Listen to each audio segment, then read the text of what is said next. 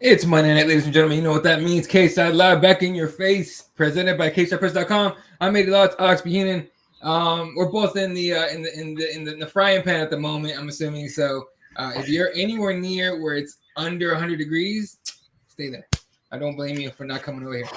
Yeah, boy, I'm telling you. But speaking of hot, UFC 275, a lot of people poo-pooed this card quite a bit. Let's be honest. If you looked around Twitter a little bit, ever since the card was announced and completed, it's trash, bro. I'm not watching that trash, bro. It's like, no. If you watched it, you fucked up. All right, we kept receipts. All right, I've been calling people out on my Twitter. I don't give a shit because I was saying no, it's gonna be a good card. But either way, dude, the right off the bat, the main event, man. Jiri Prochazka. First of all, congrats on the correct pick because I picked Old Man Glover. Now, I know you damn sure didn't see it coming by submission, right? Hell no. Nobody did. I mean, I didn't see the betting lines on it, but man, the next time that dude fights, I might put some money on a submission or something. Shit. Dude, it's insane. Like the first guy to ever submit Glover was fucking Jiri Prochazka. You know, it was crazy, dude. It's crazy. It was such a fun fight. I feel like if you're a sports fan and you miss that fight, like what the fuck are you doing? You know what I'm saying? Like it's wild, dude. Yeah. Before we even talk about it, do you think it's better than John Jones versus Alexander Gustafsson? Ooh, you know what? I will say this because now you say that. The next morning, I did this. I watched Gustafsson Jones in the morning, let it marinate. I was like, damn, it was a good fight. I forgot about that shit. Then I rewatched Jiri Prochazka Glover. Yeah, it was better. Much better to me. It was like the other one was Gustafsson was putting it on Jones. We're like, holy shit. And then, then Jones, did his thing. But I still thought Alexander won that fight. I thought it that night, right? So for real. And people give me shit for that, but I don't care. I'll say it over and over again. Which is how I knew the rematch was gonna be trash. But this fight, to me, way better. Back and forth. Unexpected left and right. It was just wild. Yeah, no, for sure. I think it is too. I think it's the best light heavyweight title fight. My favorite fight of all time is Dan Harrison versus Shogun. Yeah. I don't know if I can have this one pass it yet. But I mean, it's gonna go down as one of the best fights of all time. Like it was so fun just because like. It was wild. It was wild. Every single round, one of the two was almost like it felt like they were gonna get fucking finished. Like it was crazy, dude. There was a time where Glover hurt him. I forgot what exactly what he threw, but he hurt him, and I was like, "Oh, Glover's gonna do it." And I was praying. All right, I gotta pray for the old dudes. Like, come on, dude, you're not that much older than me. Let's do this shit. But when at the very end, did you think it was a mistake for him to not keep it standing, right? Because that was at the very end. I forgot how they got to the ground because I was live tweeting the same thing and everything. Like, did he knock Jiri down or did he take him down? Do you remember how that happened? I think he hurt Jiri, however you say his name, Prochazka, that dude. Like, I thought he hurt him, and then I was like, oh no, make him stand back up, dude. He's wobbly, he's hurt, and just take him out. He fought him to the ground, and when I thought for sure Glover would be like, all right, cool, he'll handle himself and shit. But nah, dude, that shit got wild. Did you think it was a mistake for him to go to the ground with him? Man, it was a mistake that he pulled that guillotine. for sure. Yeah. I mean, there was a couple times that he hurt Jiri, and I feel like in rounds 3, 4, 5, like if Glover just would have stood with him, he could have probably knocked Jiri out. But saying that on the flip side, Jiri could have knocked Glover out too. But I don't know, man. It's just wild. It's just a wild fight. It was a crazy fight. It's hard to describe it because it was so damn wild, right? Like when I live tweet, like for anyone that's wondering, I do the live tweet coverage for Cageside Press, and if you see me go, like I'll be typing something like, he throws the left hand, and then I go literally in capital letters, he dropped it. Like it's literally, I tweet that like I'm talking. So if I did like a video, like Fight Companion, or if I commented, that's exactly what it would sound like. So, like if you look at those tweets, man, I was like, every 15 seconds, I was like, oh shit, like it was wild, such a wild fight. So now Jiri's the champion, got a champion's welcome back at home to Czech Republic. That was awesome to see. Yeah, what's next? Because there's two possibilities, like legitimate right now possibilities. John Blachowicz just won his fight. You were there for that one. He just won his fight against Rakic. Thank you, Rakic. The little tiny, very small asterisk, because I don't like saying this stuff, but you got to say it, that he won because Rakic injured, blew his knee out. But this fight was different. If you're a matchmaker, do you make Jan versus Jiri, or do you give Glover the immediate rematch? I think the only way they do Jiri versus Jan is if they do it in Europe. That's a good point. You know what I'm saying? I mean, it's hard not to do the immediate rematch just because they fucked up not doing the Alexander Gustafsson versus John Jones rematch. You know what I'm saying? Like they fucked up. Also, I think Jiri's going to be out for at least maybe he's probably going to recover. He has to give his brain like a time to rest, to recover. Jeez. I've been saying it, if Anthony Smith or Ankalaev finish each other, someone like that's, and plus Dana White already kind of alluded like that's the number one contender fight. Yeah. But if one of those guys finish the other guy, they get the next title shot. Ankalaev's a question mark because he's so solid overall, and I know Smith's good. He's had a shot already. Here's why I have a bone to pick with Smith. I went to UFC 235. I think it was 235 was the one Jones. Was that Jones? I think that was Jones Smith and Woodley Usman. Yeah. Watching Woodley get his ass whooped by Usman, I expected that. I fully expected that to happen exactly the way it did, right? At that point, Woodley was fighting to not lose instead of to win the fight, or to win the belt. But man, I was so pissed at Anthony Smith during the Jones fight. I'm like, really, dude? You gotta let yourself get handled that? But again, full respect to John Jones. John Jones is a killer. He's one of the GOATs. However, that bothered the hell out of me. And disclaimer was that Nick Diaz was alleged to have been booked for that card, and then turns out he wasn't. So thanks Dana for fucking catfishing me, dick. But it's what it is. All right, so we're looking at Jan, we're looking at Glover, and we're looking at Anthony Smith slash Ankalaev. So we'll see what happens with that one. 205 has been thin for a while, so almost like whatever you guys give us. I mean, yeah, so 205 has always been my division. I came up as a Chuck Liddell fan. He got me into the sport. Yeah. I'm a huge John Jones fan, so 205 has been my division. Yeah. And it's fun, man. It's fun right now. We could see the belt change hands quite a few times. Oh, sure. Man, and then like you got people coming up like Jamal Hill, Paul Craig if he ever gets a shot. You know what I'm saying? Like it's there's so many fun matchups. But I think if they market Jiri right, he could be a superstar for him. I just think like he's fun, he's wild, he's a fucking samurai come to life. Right. And man, I just feel like he could break through the casual sports fan and like you know what I'm saying, but it's all if the UFC promotes them right. So whatever. Yeah, and you're right. And we know how the UFC does with promoting guys correctly. They missed the mark quite a few times. We can talk about that another time. All right, co-main event. Valentina Shevchenko retains the belt. Simple question: do you think she actually won that fight? I didn't. I thought Talia Santos got 1, 2, 3. I thought she did. That's exactly what I thought. She did 1, 2, 3, just did enough work.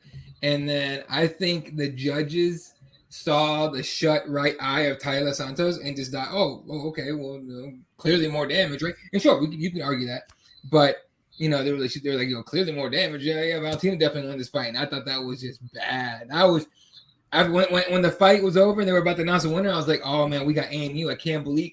And it was like, and still, and I'm like, Bruce, did you fuck up? I think you read the wrong card, dog. Like, that was rough. So, 1, 2, and 3 for Taila Santos. Everyone makes a joke about Nick Diaz 135, but 1, 2, 3 Santos for sure.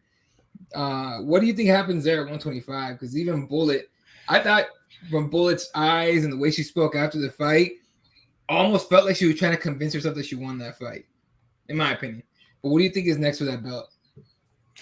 I think she fights Miesha Tate if Miesha Tate beats Lauren Murphy next month. Okay, real quick. A win over Lauren Murphy is going to get you a title shot? Absolutely. Fucking Christ. Absolutely, bro. Absolutely. Welcome to the UFC, folks. Just kidding. I don't think they do. I don't think they do the rematch. No. Well, I mean, they could, but it's going to take Santos 6 months to heal from that orbital break. And Valentina says she wants to fight one more time at the end of the year. I think if Miesha Tate wins, they do Valentina versus Miesha Tate at Madison Square Garden in November. I like how Blue was calling for a main event too. That made me kind of like giggle. Yeah, she probably won't get the main event. No, but, she's not getting the main event. I think that happens, and then from there, whoever looks the best between Manav Farrow and Alexa Grasso in their 2 fights is next. So yeah, someone get my girl Alexa Grasso a title shot, please. I'd love to see a Mexican female. Hey, but the girl's from my hometown, dog. I can't knock her. I support fully. But all right. Well, I mean that's 125s, and also that 125 division turned out to be a lot of fun to watch. Outside of certain fighters, but overall it's pretty solid. So this is the fight that made you cheer and made you laugh, and then it made you fucking cry. Okay. Zhang Weili defeats Joanna Jędrzejczyk with a nasty just back fist that lands and drops Joanna. And the second she hit the ground, dude, something inside me said she's got to call it here. She's gonna call it. And when she was taking off her gloves, I was like, get the fuck out of here. Like, if anyone was watching the live tweet stuff, I tweeted. I don't even remember tweeting the result.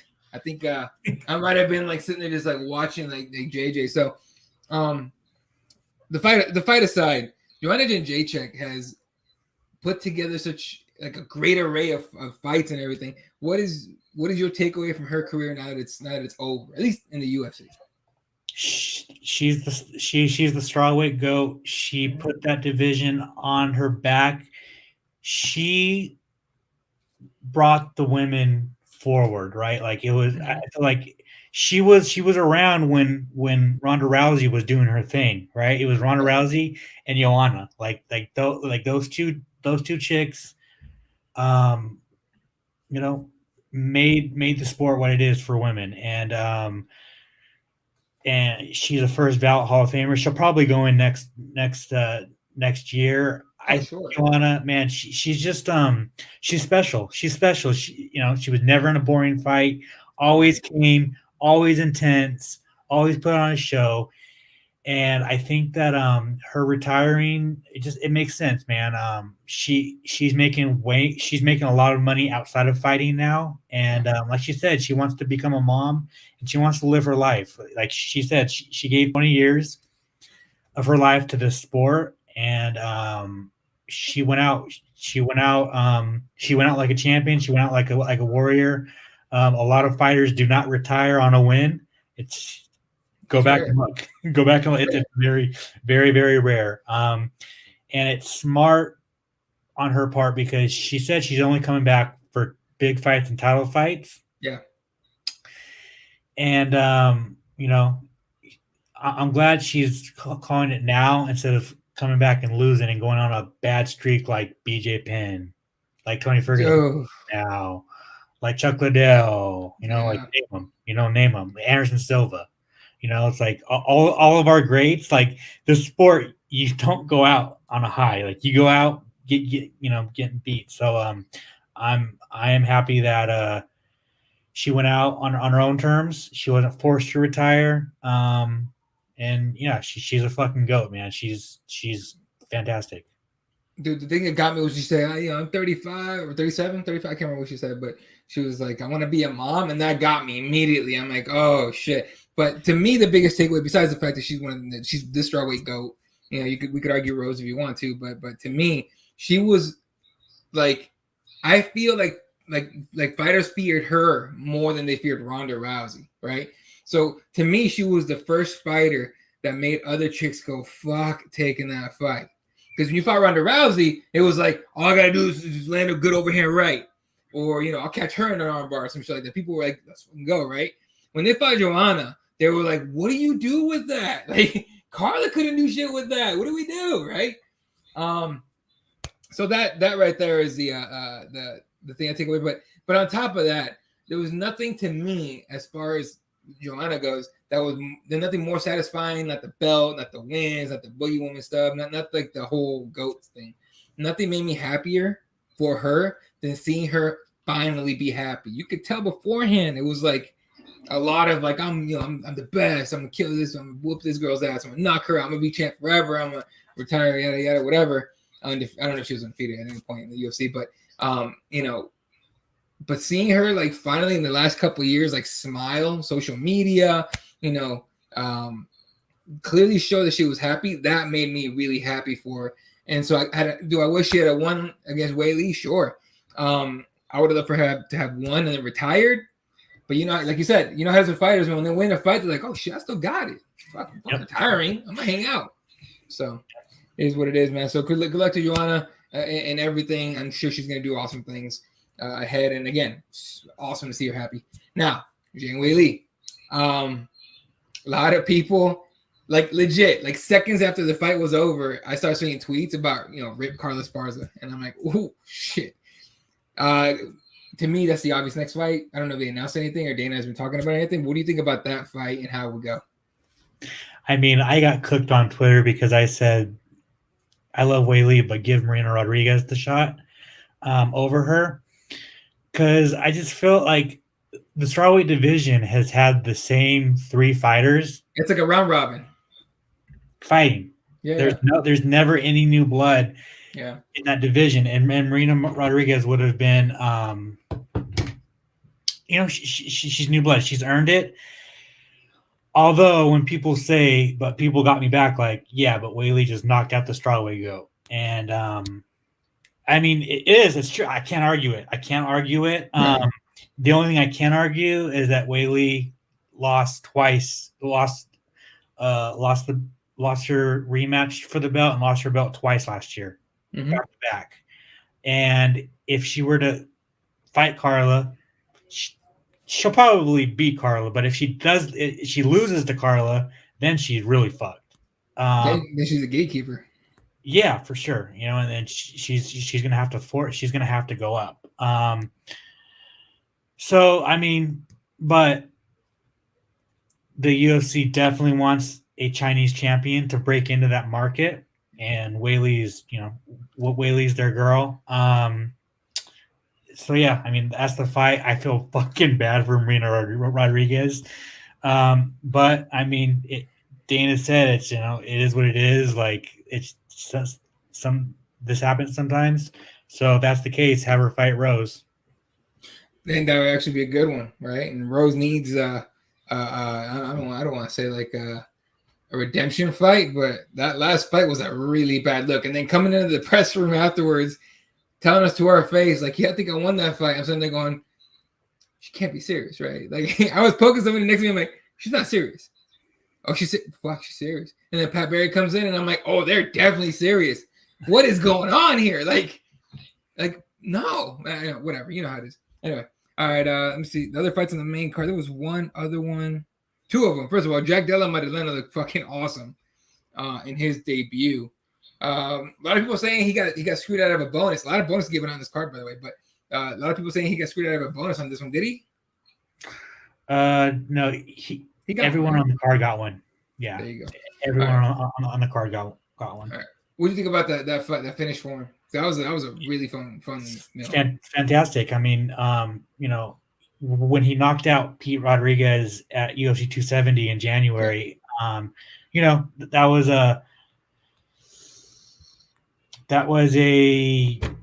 fight that he was supposed to win. Obviously, right. It was like a fighter. He was fighting a 4-0 dude. So Emi is a really tough dude. He's one of the most boring fighters in the UFC. So to put up one of the most exciting fighters on the roster versus the most boring fighter, it was just gonna be a clash and a big step up. And Jack Della Maddalena fucking passed it with flying colors. Yeah. And the sky's the limit for him, man. I want to see him fight like a Chaos Williams, a Nico Price, one of those guys. And then in the same division, Jake Matthews, man, he looked fucking good. Dude, holy shit. I did not know he had hands like that. We always see him in ground fights. And then the fact that he was in and out, popping the jab like a fucking pro, that was dope. Dude, we've seen him since he's 17 years old, man. It's right. We've seen him grow up in this sport. Right. And for him to fight Andre Fialho, who is he was on a hot streak of his own, to go in there and knock this dude out. Man, it was super impressive. And it just kind of reminded him, dude, he's still only, I think he's 24, 25 years old. He's a kid. He's fucking young still. And yeah, man, the sky's the limit for him. And it was just one of those fights oh, you forgot about me. All right, here we go. So yeah. Yeah, people look for, because you guys think that fighters don't look at social media and listen to all the shit you guys post as trolls or even just say in passing. You're wrong. They read that shit. Okay, and I guarantee Jake Matthews probably they're going mother, okay, bitch, just fucking, and then he came in and dropped bombs. So that was a really fun fight too. Real quick, let's get on some comments here. What up, Zach? Zach, I'm assuming the same dude, but I'm not sure. Nick says Santos was robbed. Herzog incompetent bum ref. Could argue that.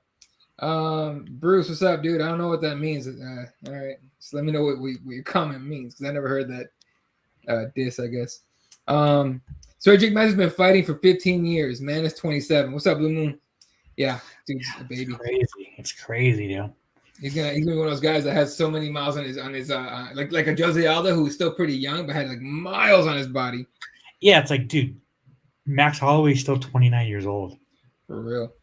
And then a couple more fights here to talk about just very quickly. First of all, Mahashite, right? Mahashate. Motherfucker, I need to. Someone give me John Anik's number. That dude clearly studies how to enunciate the shit. But Mahashate, this dude had a hell of a debut. That was dope as fuck. Now, Steve might have fucked up a little bit, but that was a dope finish, man. Absolutely. Let's see what else do we have on that. Brendan Allen, did you think he won that fight? 7 of 14 takedowns. 7 of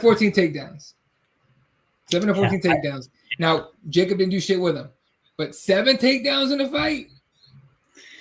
Yeah. I mean, I thought he lost. 2-1, but yeah. But then again, he just felt we can't keep reward. It's hard. Okay, so you can't reward these dudes for just holding down a fighter, but then again, get up. Get up. You know what I'm saying? Yeah. I was, I come from a wrestling background, so it's so I get it. It's hard to take someone down, and if you're holding them, do something about it. Get up. So it's there's two, there's two aspects of it, but then it's also do something. So I don't know. The striker, I came up in Muay Thai and boxing, so jiu-jitsu and the ground game is still pretty damn new to me. So, watching these wrestlers get takedown to takedown but not do anything with it has always bothered me. But 7 takedowns and the striking numbers aren't that crazy different. That to me was just look, I get it, but come on, man. Jacob busted his ass on that. So is what it is.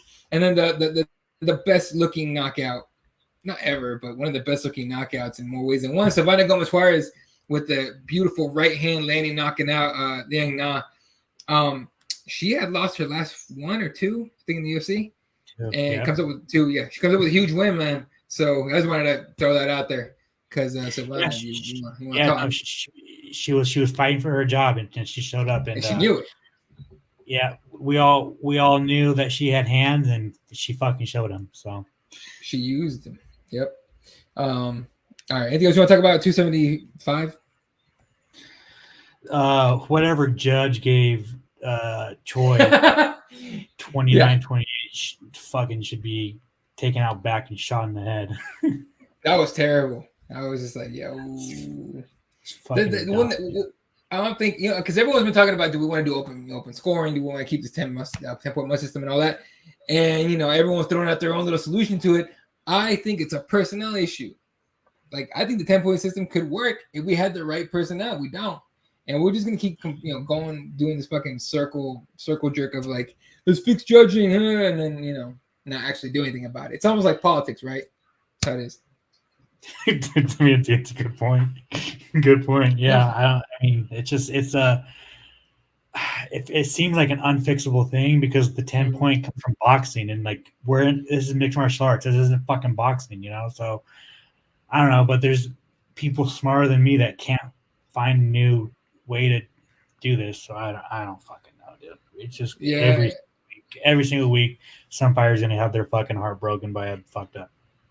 I almost feel like we're like it's such a tough problem to tackle. We almost get like mentally exhausted of it. And fuck it, whatever. We'll just keep dealing with this shit, and fuck these guys' careers because it's not important at all. I don't know. Right.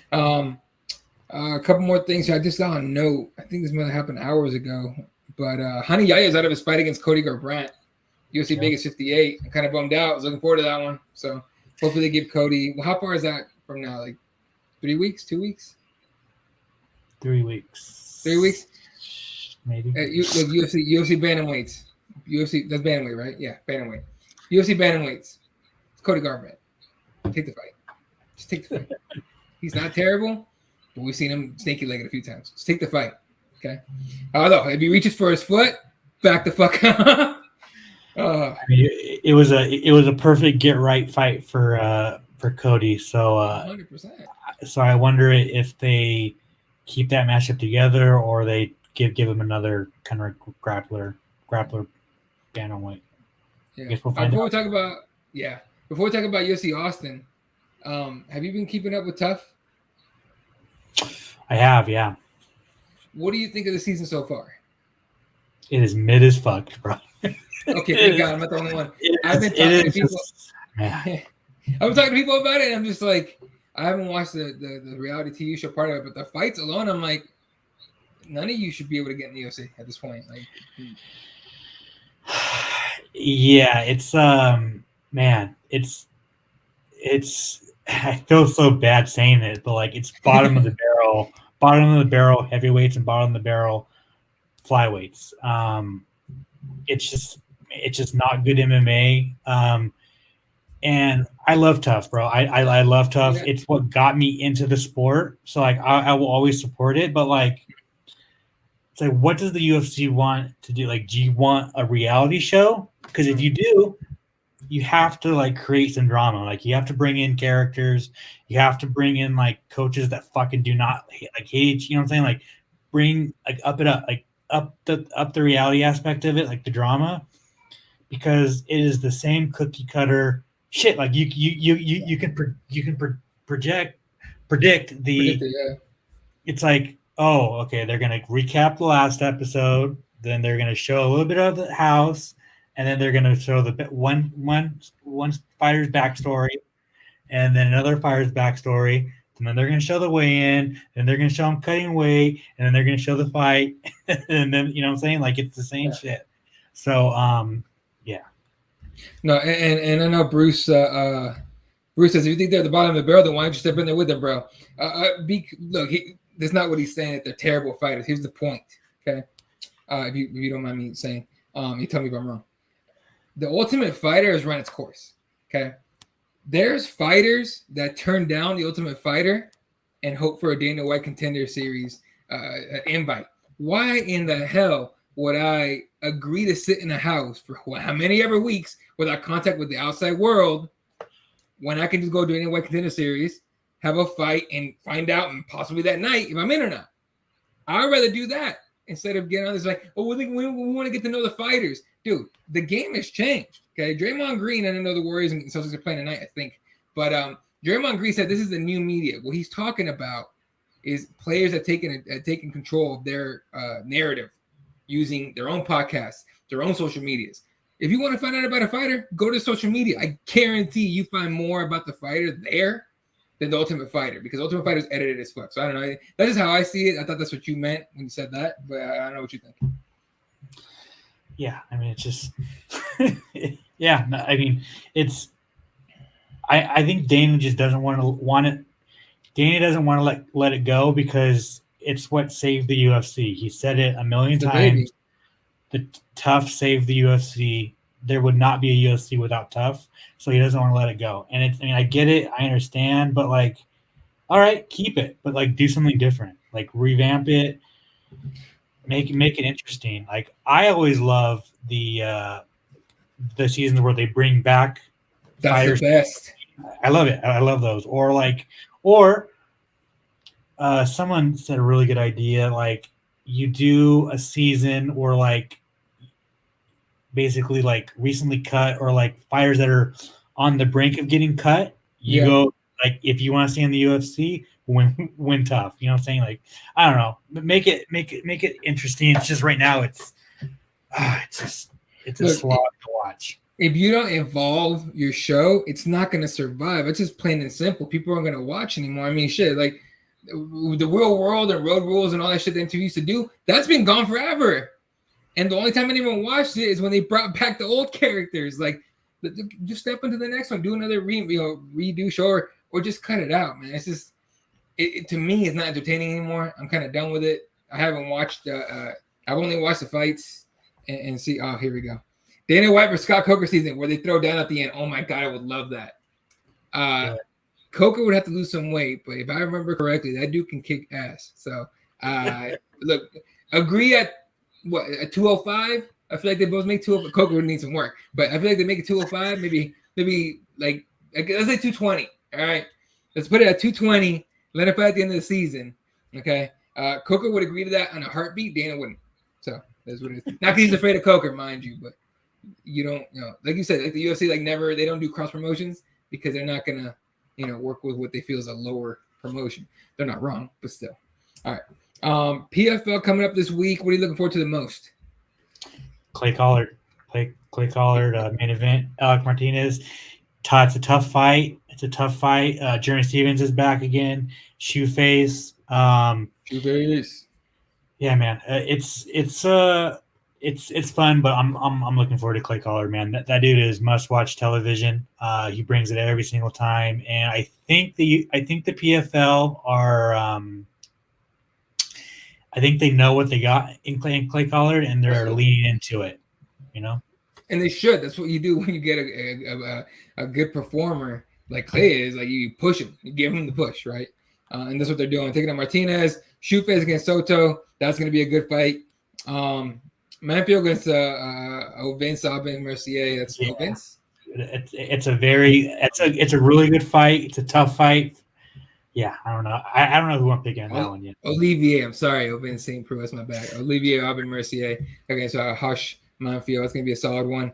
Jeremy Stevens against first round knock. Really? For who? Jeremy Stevens. Shout out to the Bane for giving Stevens a banana to fuck up. That was pretty funny. And then actually you were there for that, right? Yeah. Omar Akhmedov against the longest. Yeah, you did film this, right? Omar Akhmedov against the dude with the longest last name or longest name ever.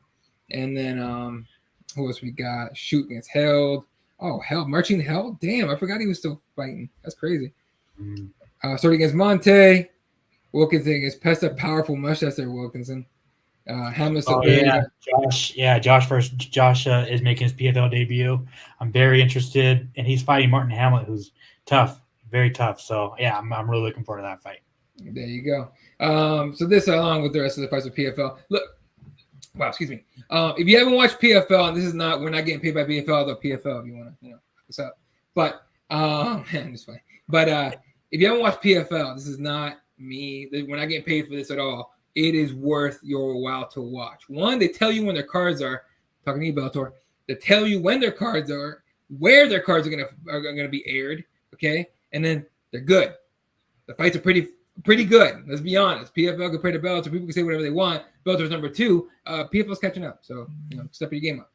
But yeah. So I mean, overall, like I highly recommend. I know you're gonna be down there for it's Atlanta. Boy, dude, why are you going to Atlanta when you don't party? I might hit a strip club.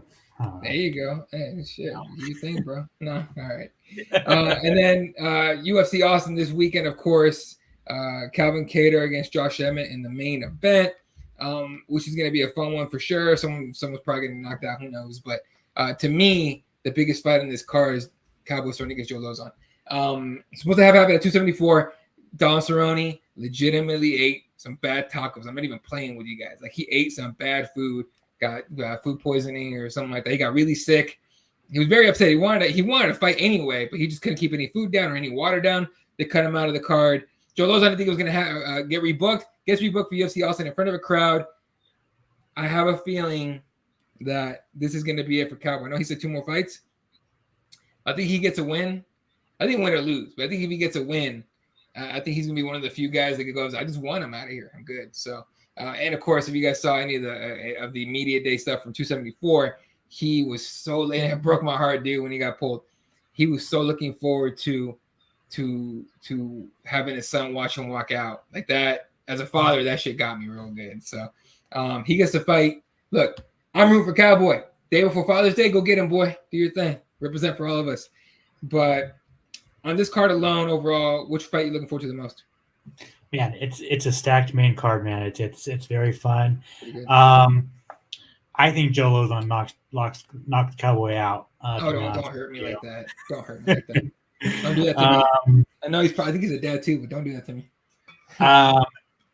Adriana versus Tony Kelly. Very, very, very fascinating fight. Adriana is fighting in front of a crowd for the first time in the UFC in its hometown or home state of Texas. Fantastic. The fight I'm looking forward to the most is Demir versus Garam. That is such a high level lightweight fight, and it's a fantastic fight, man. That's the fight that I'm really looking forward to. I think main event. I think Calvin Kattar is probably going to win a decision. Yeah. Just because Josh Emmett loads up on his punches too much, and I think he's just going to be waiting, and Calvin's just going to box him up a little bit. I think so. Although I say that, Josh Emmett could land one of those bombs, and if he does, you're going to sleep. And we all know Calvin Kattar has a chin on him, but Josh has TNT hands. Look, man, we saw Max Holloway probably soften that chin up a little bit. So let's be careful of Calvin. But you're right, Josh Emmett does load up quite a bit, and it gives you that split second, just pop him in the face constantly. So who knows what's going to happen here? But you're right. Now, it's Tony Kelly and Adrian Yanez fight's interesting. There's a couple things here, and we're actually going to break some news here in a second, not to that fight, but some kind of funny to me news. But we'll talk about it in a split second.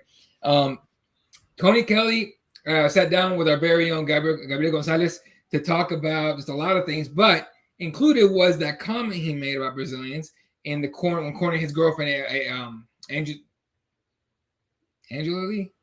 Yeah, Andrea Lee. I swear to God, dude, the sun in Arizona is cooking my brain. Andrea KGB Lee, thank you. Cornering his girlfriend, he made a comment about dirty Brazilians and all that. If you guys watched, were even like awake at that time, you heard it and saw the clip that got put on the internet. So I talked to Gabriel about it. It's up on CageSidePress.com right now. Go check it out. He explained, that's the best way I could put it, explain what he said and why he said it and all that. So definitely go check that out. If you go to our Instagram at CageSidePress, you'll see a graphic on there. It puts a little quote on it. And you can go to cagepress.com for the rest of the whole videos on there. Go check it out. However, our very own Jay Anderson just hit me up. We're gonna break some news here on Cageside Live. Just announced for Ryzen. Is it first of all, do you call it Ryzen or Risen? Ryzen. So I like Ryzen better. People go Risen, and I'm like, what does that mean? But all right, Ryzen. I like Ryzen better too. Just announced for Ryzen in September, a 3-round exhibition between Mikuru Asakura and one Floyd Money Mayweather. And the best part of that story, bro, they are launching, and this is not even a joke, CagesidePress.com right now. Go read about it. Ryzen Fight Pass. They're launching Ryzen Fight Pass for this fight. So if you don't have enough streaming services you pay for already, this is another one. Go for it. So there you go, folks. Floyd Mayweather back in the cage in a boxing exhibition where he's going to get paid a whole lot of money for a fixed fight. Does anyone have it better than Floyd Mayweather? For real. Nobody has it better than Floyd Mayweather. It's so nuts. He's a smart man. He's a G, dude. Good for him. So there you go, folks. Ryzen Fight Pass coming up. Floyd Mayweather against Asakura. It's September. So, people want to make fun of Triller. We've had Ryzen for a long time. Not shit talking Ryzen. Jiri Prochazka came from there and just became champion. However, they do like to do funny shit. So there you go, folks. Anything else you want to touch on before we get out of here? I think we hit just about everything, man. Cool. All right. We'll let you guys know about next week's show. Whether or not it happens, we'll let you guys know. We'll put everything on social media, but definitely keep coming back. Subscribe, tell your friends about Cageside Live. The more people we get in the comment section, the more fun this show becomes. So make sure you get in there and stuff. Shout out to everyone to tune in tonight. Bruce, Blue Moon, Nick, Zach Watkins, all you guys that tune in. You guys are dope as fuck. Appreciate the hell out of you guys. You can follow Alex at Alex Buchanan. He now has a little Twitter check mark on there. So there you go. All right, now you know he's legit. I'm at Elo32, no Twitter mark. So you don't know if I'm legit. I might be bullshitting. You never know. Soon. Yeah, hopefully soon. Cageside Press, at Cageside Press with the page. We'll get there soon as well. All right, catch you guys on the next one. Appreciate the hell you guys watching tonight. For myself, Alex, the entire team. Love you guys. CagesidePress.com for everything. More interviews coming out tomorrow. Go check out the Tony Kelly interview. I promise you will not regret it. All right, go right after this is over. Just hit videos and go watch it. It's hilarious to me. All right, good night. Catch you guys next time.